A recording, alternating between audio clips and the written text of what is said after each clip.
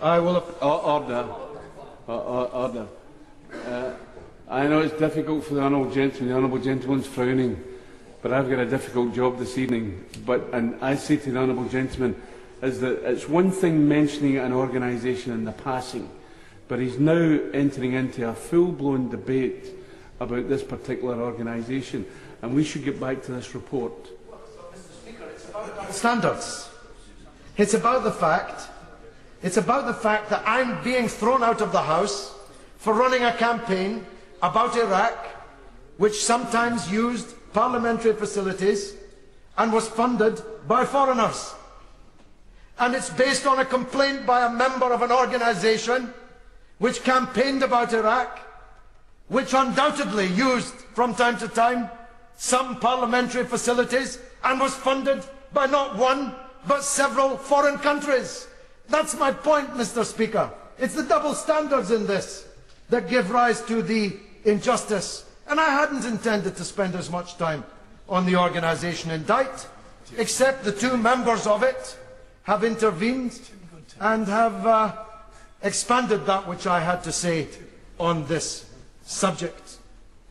My real point, as I was turning to say before the Honourable Lady intervened, my real point is not about indictment, but about the Iraqi opposition figures that the Honourable Member from Blaby was hanging out with during his time across the river in Lambeth with the Honourable Lady and indictment.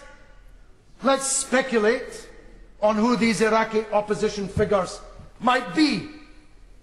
Might they be the Iraqi opposition figures that put us into so much trouble in the run-up to the war?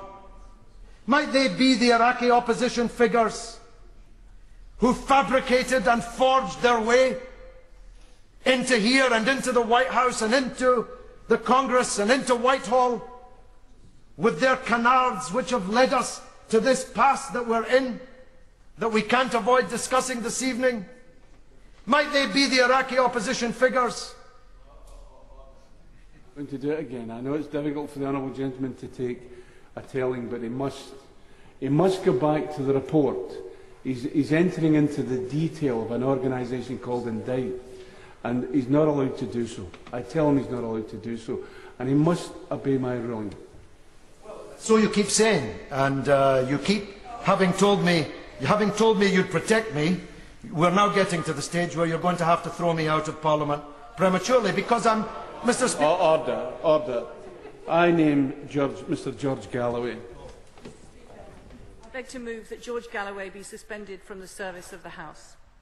The question is that Mr. George Galloway be suspended from the service of the House. Many of that opinion say aye. Aye. The contrary, no. I think the ayes have it. The ayes have it. Order. I'll give my speech outside for anyone who wants to hear it. Sir George Young. Order. We are still in the standards and privileges debate. I call Sir George Young. Mr. Speaker, let me